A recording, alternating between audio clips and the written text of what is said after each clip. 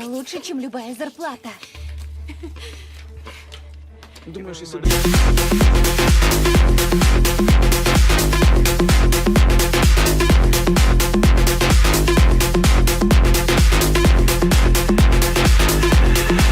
Интернет должен быть в каждой, даже, может быть, самой удаленной точке нашей страны. Интернет они, блядь, ставят, интернет! Он нам и нахуй не нужен, интернет ваш!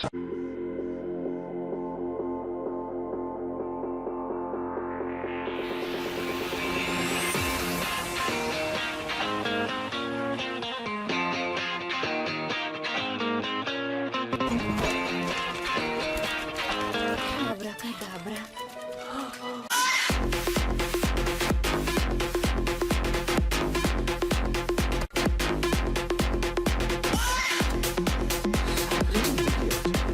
Впервые я стала кормилицей в семье. Это не зарплата. Элис, это не работа. И что?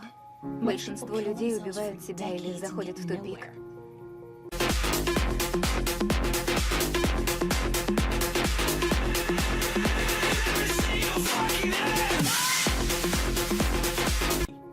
Мы вытащим себя из этой дыры. Мы выберемся из этого места. Купим собственный дом. Сделаем миллионы и никогда больше не будем работать.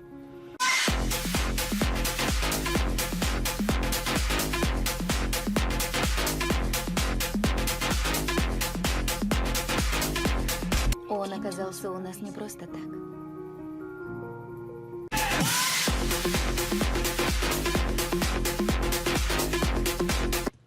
Хочешь заработать 200-ку?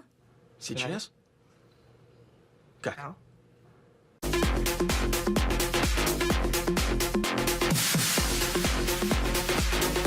Мне нужны ответы.